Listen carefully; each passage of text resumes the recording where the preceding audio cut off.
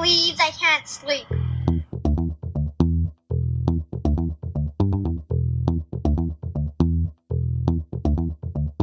It's time to listen to Courtney at last on the Ramblings of an Insomniac podcast.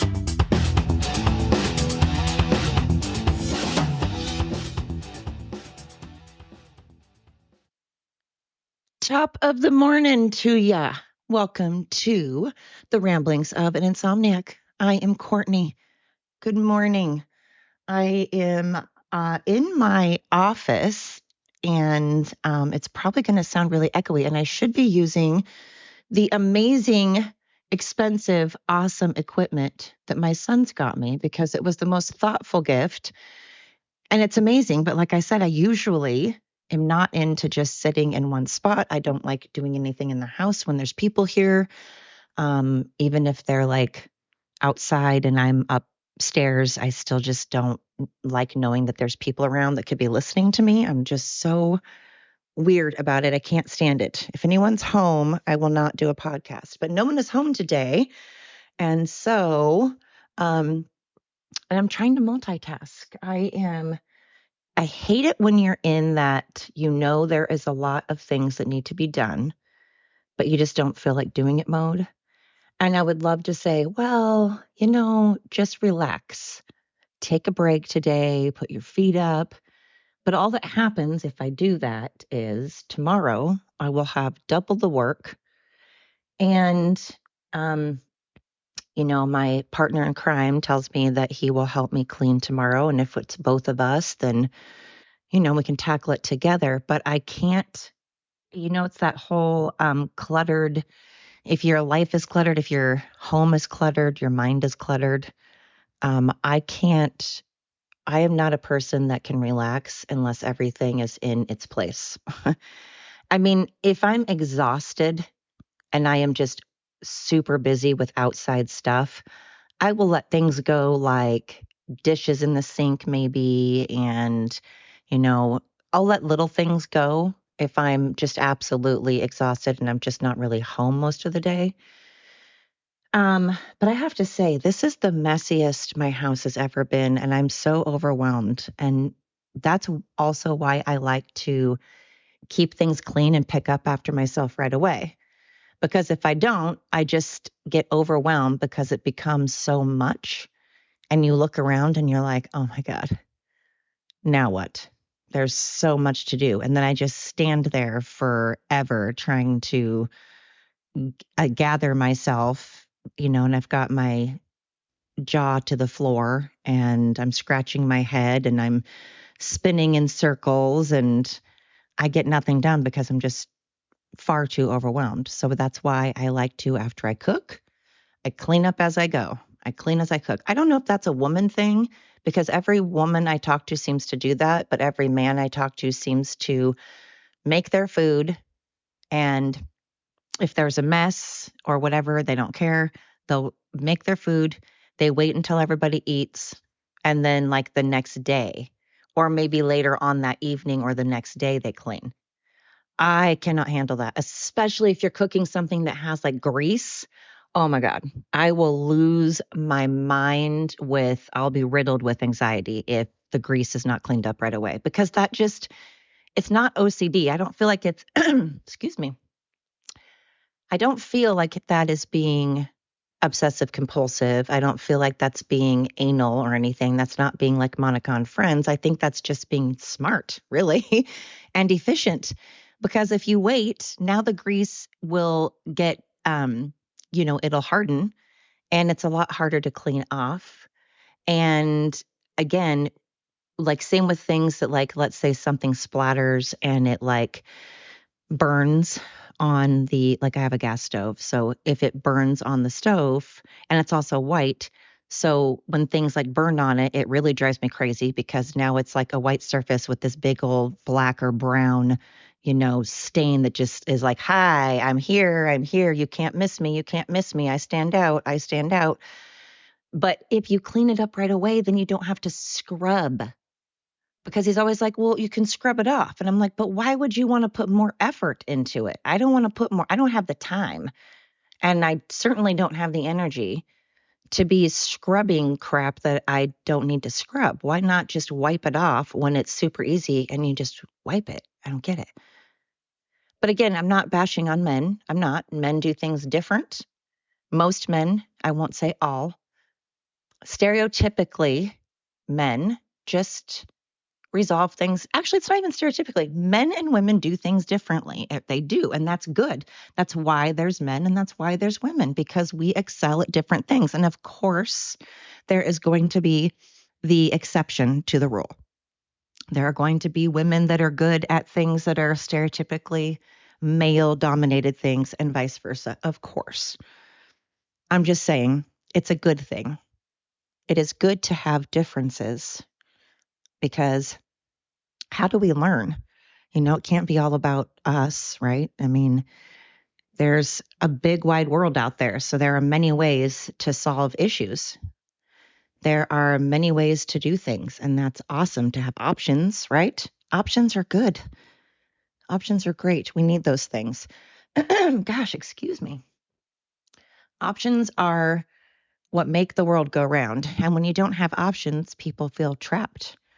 Or maybe it just forces you to make a decision because you're like, well, I guess this is what I'm doing. I guess you still have the option, though. Just because something's hard or it's an option you don't like, I mean, it's a choice you don't like, it's still an option. Maybe it's not the one that's best for you. Maybe it's not the safest or the wisest, but it's an option. So I was thinking about that on how amazing America in particular is. We have a lot of options. We have more options than a lot of other countries. We're pretty spoiled. And I did a podcast on this, and I've touched on this a couple of times throughout my podcasts and in my TikTok videos. And, it used to be a thing, seems to be dying down a little bit, but it used to be a thing to say, a privileged white woman. You're just a privileged white woman. And I used to find that so insulting. I was like, how dare you? I do not come from money. I have worked my ass off, and I have certainly not led a privileged life. I have had a lot of hardship. My childhood was that of books. My childhood was not good. And sorry. Gosh, now I don't know where I was. Oh, I got a phone call in the middle of everything. And because I'm an idiot and I record this on my phone, it's a problem. I was talking about I used to be insulted when people would say, well, you're just a privileged white woman. And I, took offense to that. And then I'm like, why? I live in America. I was born in America, so I am a legal American citizen. That automatically makes me privileged, whether I am a male or a female. And no matter what my race is, no matter what my religion is, and no matter what my sexual orientation is or what I identify as, I am privileged.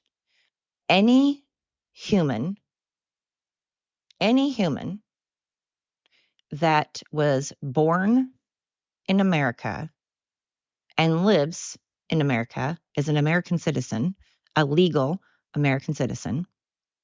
Again, no matter your background, no matter your skin color, no matter your gender, no matter what you identify as, no matter who you sleep with, you are more privileged than many other people on this earth. You are automatically more privileged than people from third world countries. You have access to water. You have, especially now in 2023, even the homeless in America live far better than the citizens that have homes in other countries.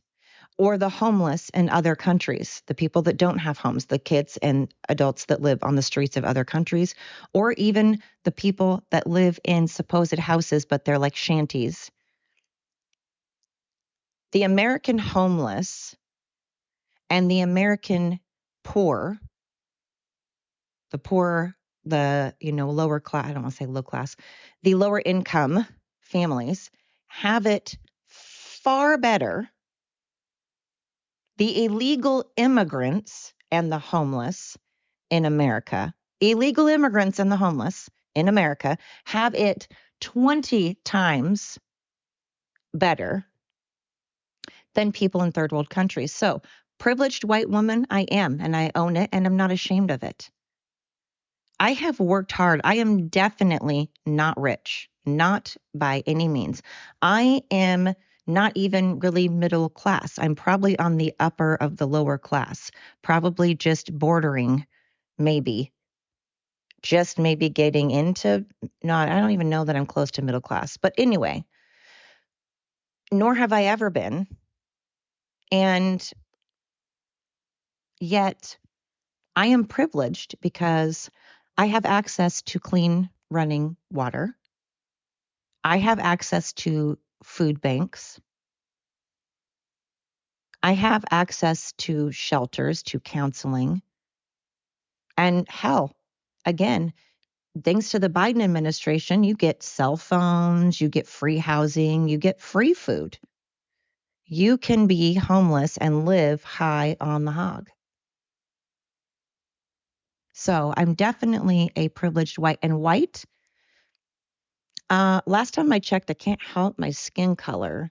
But I know that when my parents and my family raised me, they raised me to be respectful to others, to be kind to others, to work hard, to look people in the eye. And so I've always worked hard and I've always been respectful. And so I've always tried to get a job. I've never wanted to be lazy.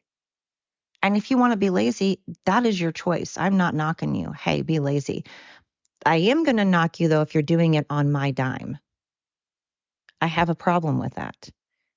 If you want to be lazy because you've been working hard all your life, or you figured out a way to be lazy yet still make money, if you figured out a way to like chill out at home and relax and still pay your bills and not live off of other people's dime, then I say, wow, more power to you. That's awesome. But I don't want it to be on my dime because I've had to earn everything.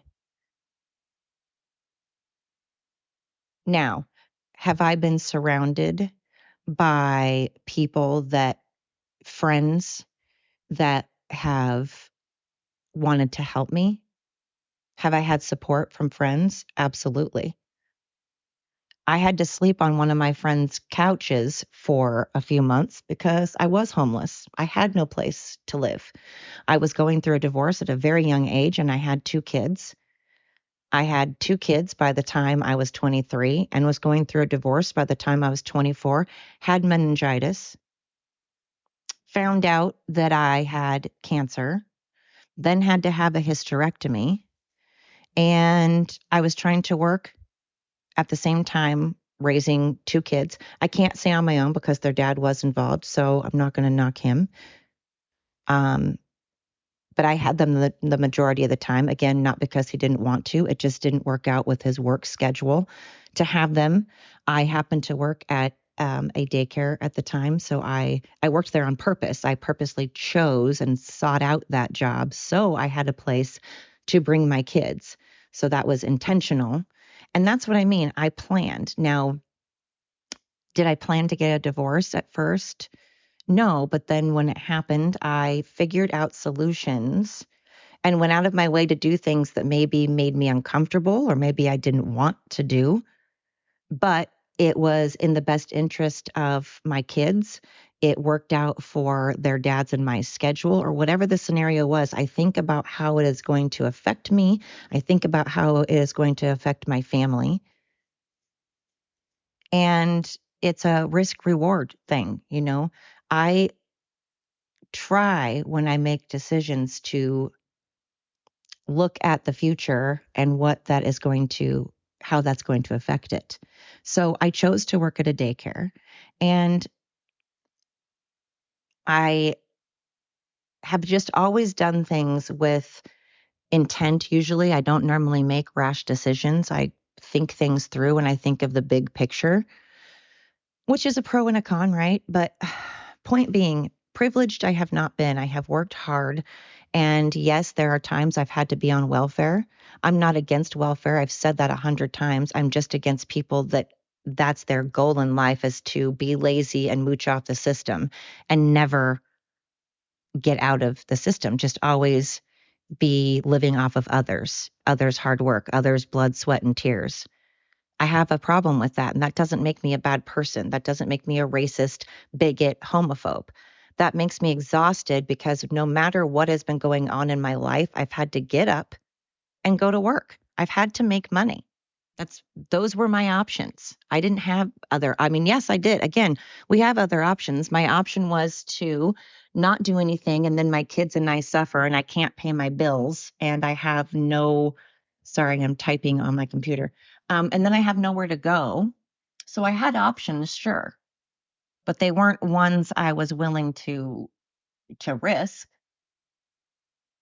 But we all have options. And if we decide to not apply ourselves, if we decide that we are going to, be unmotivated, why do we expect why do we expect others to be motivated for us? How can we expect others to be motivated and apply themselves if we aren't doing the same? Just like this whole Oregon deciding that you don't have to know basic reading, writing, or math skills to graduate now. I hope to God that there are kids out there, I know there will be, that there will be kids out there that still want to apply themselves and still want to learn. They want to have knowledge. They're motivated. But unfortunately, this is going to do no good for our future. I'm not sure what we're trying to achieve by lowering our standards. That seems to be all we're doing lately, is lowering our standards. What kind of world do we feel that our kids don't need to know how to read, write, or do basic math and not be motivated and not apply themselves? And on top of that, we're teaching them that it's okay to all of a sudden I forgot the word, to not manipulate, oh my gosh, to get sex changes and take hormones and do things to their body that could cause long-term effects. We are telling them that everybody's a winner, no one's a loser, that we don't have to work hard. And we're teaching them to be delusional by saying, it's your truth. It's your truth. Whatever you want to identify as, it's your truth. I just don't know why we want a bunch of kids out there that are delusional, uneducated, illiterate, whiny, unmotivated, and they take no accountability for their actions.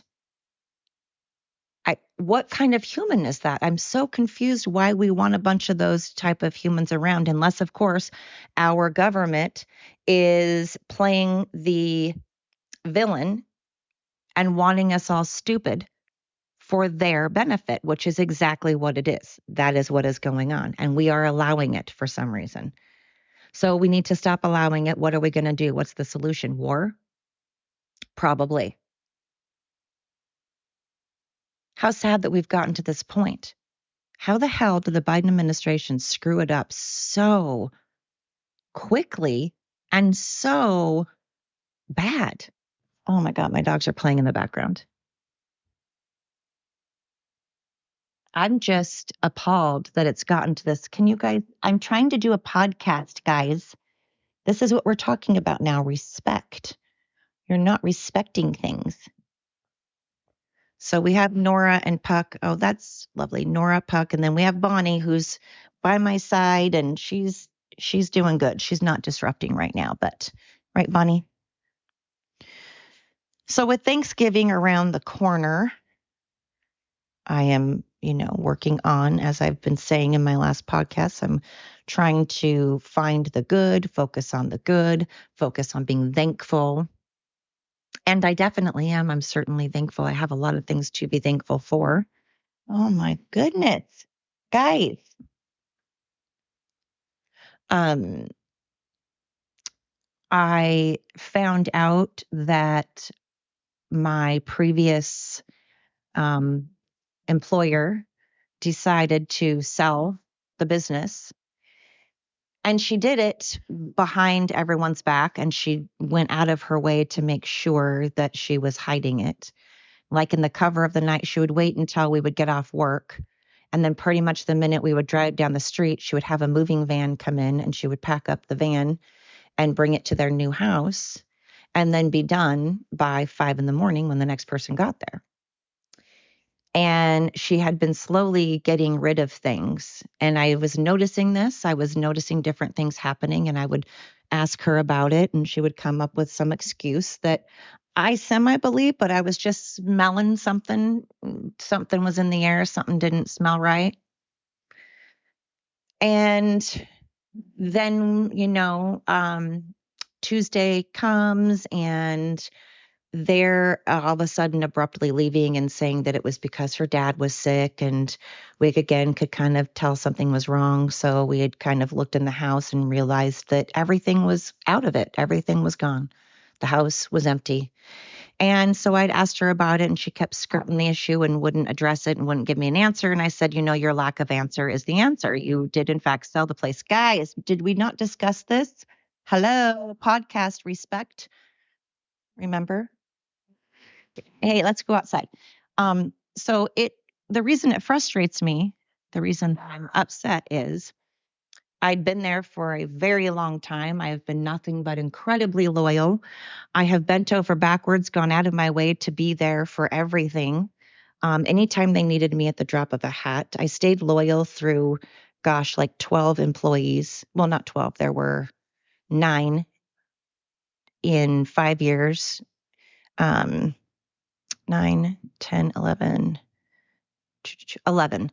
There were 11 employees in 5 years.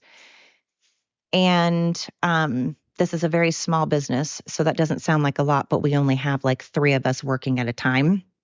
So when you only have 3 of us working at a time, 11 is a lot, especially when like 7 of those were in the first year and a half, for real.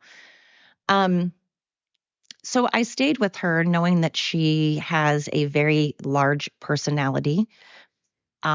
She rubs people the wrong way, but I stayed because I very, very much care about our customers and I care about the business. And I stayed and tolerated a lot of crap. I was supposed to be the manager, yet I did not get management pay, nor did I have any responsibility or say in anything. I wasn't allowed to accept a business card without asking her. I wasn't allowed to move towels from one shelf to another or bowls from one shelf to another. Quite literally, I could not do those things without asking, but I was supposed to be the manager. I wasn't allowed to have a say in the type of pens we used. When she did interview, this is the biggest thing. So she knew she was going to leave 3 months before she told us, because she told us the day. So she told us, and then they moved the next day. She's like, well, we're out of here. Tomorrow is our last day. Bye. And in that meantime, we were looking for people. We were trying to find 2 people to work for us, and she would not give me a say. And what irks me about that is she ended up hiring 2 people and then leaving 2 weeks later. I kept trying to give her my input on who I felt we should hire and why. And I had very legitimate reasons. Plus, I was the one working there. Keep in mind, this woman was at home because she was unable to work due to a car accident. So she was not even running the business, never set foot in the business, very, very rarely set foot in the business. So it didn't even affect her who we hired. It affected me. I was the one having to work with this person, and I was the one running the place at the time. So I knew what type of person we needed to hire, but I didn't get a say. Even though she knew she was leaving and wasn't even going to be there. So she hired 2 people without even getting my input when I'm supposed to be the manager, and then left. I have a lot of bitterness toward this person.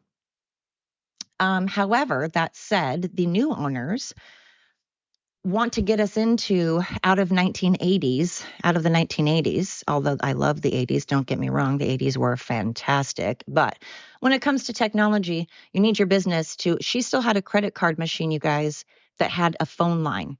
So every time somebody would call me, I couldn't use the credit card machine. If I was in the middle of using the credit card machine and I got a phone call, it would kick off the credit. So I would have to rerun it. She does all of her payroll by hand to where I needed to go to the bank to get some stuff. They wanted pay stubs. I don't have pay stubs. I have the carbon copy where she hand writes it on a receipt, and then I get the yellow carbon copy. Well, the bank's like, you could have wrote those yourself. You could have bought these at a store and wrote them. And I'm like, that's what my boss has. And she's like, are you kidding me? And I'm like, no, she does all of her taxes and payroll by hand. Now, don't get me wrong. I love doing that. I'm not going to lie. I like doing things by hand. I'd rather do it by hand than on a computer. I'm from that generation. I like it. However, that's just not the way you can do business now. So I had to go through great, great lengths trying to get the necessary legal documentation for the bank. It was all a whole ordeal. So the new owners want to get us an actual computer so that we can do things online. We can do reservations online.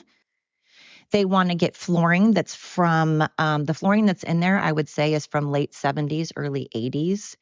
And again, that's cool. That's retro. That's classic. I'm all about that. But again, not for a business. We need to, there's a lot of things they are going to improve that are much needed. They are going to make positive, much needed updates. And they value me. They know my background. They see that I've been there for 5.5 years. They know how loyal and trustworthy I am. They know my rapport with the customers. They know my relationship with the customers, and we have a mutual respect. So respect, again, respect is a big thing. If you aren't going to be respectful, you probably aren't going to get very far. And the previous owner was never respectful to people, to the point that after she got in her accident, this is horrible, but a lot of people said, well, that's karma. Can you imagine being such a human being that when you get into a car accident, there are people that actually say, well, that's karma. Could you imagine being that person, the person that people feel that if you get into a car accident, that's karma? To the point that when she wasn't there for 2 years, no one asked because they saw me, because I was running the place and they liked it better because I'm respectful to people. Respect was not really her thing. She's more of a narcissistic, arrogant, condescending person. She's a bully. And that's why she rubs people the wrong way. And when she was gone, the place was better. Well, now, again, I'm not mad at all that they sold the place. I was hoping and praying they would because they weren't invested anymore. They were invested in their future, and that's fine. But they left me to be invested. They wanted me to be invested and motivated. They wanted me to work hard for them, be invested for them, be motivated for them and their business. They weren't invested. They weren't motivated. They weren't working hard, but they wanted me to do those things. And they wanted me to do those things on peanuts. They barely paid me over minimum wage. And they kept thinking that if they threw a title at me, if they called me manager, that I was dumb enough to think that, oh, this title will appease her. It'll make her feel cool.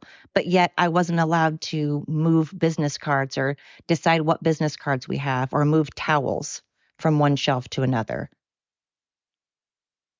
I'm not an idiot. I saw what was happening. And they would say, oh, we don't have money to fix this, as they bought a new car, they bought a new couch, they bought new recliners, they bought $3,000 electric bikes that they'll never use. They were $1,500 a piece.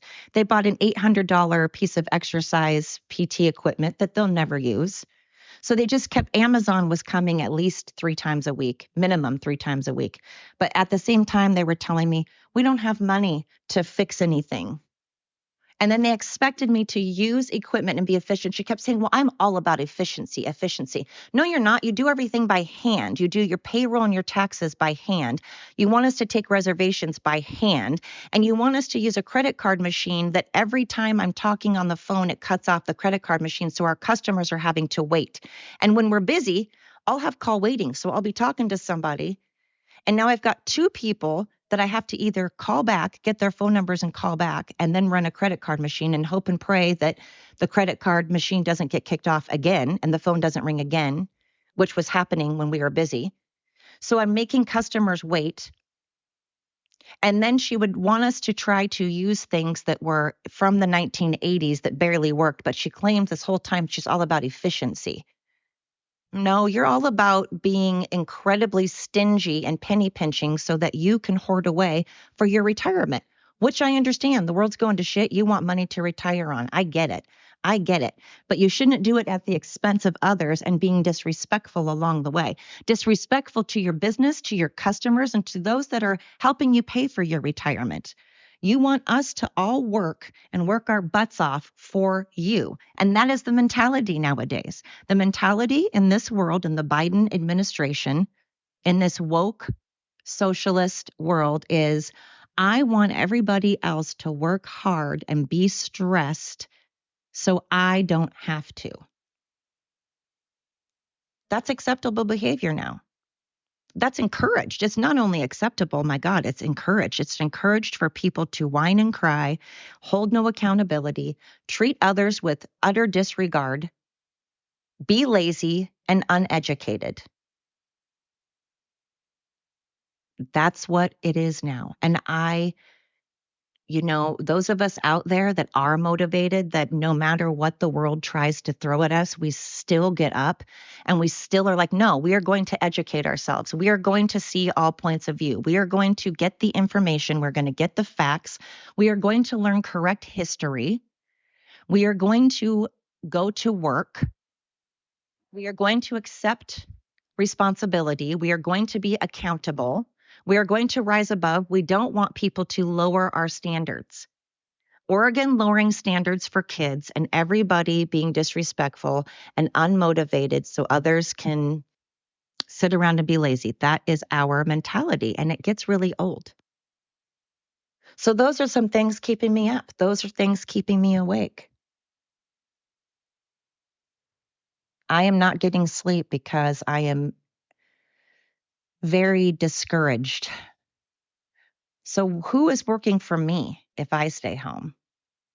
What if we just all stayed home? What would happen? What if everybody just said, screw it, not going to work today? What if everybody at the same time just went, no, I'm tired. I'm sick of working for everybody. Guys, hello. It's, what if we all did that? Then what? So I have been up thinking of these things, and I'm hoping and praying that we all pull our heads out of our derrieres soon. You guys, okay, every time I move, my dogs are following me around just so that they can fight in front of me. Like currently, I'm walking, I'm pacing, and they're just following me around and then playing.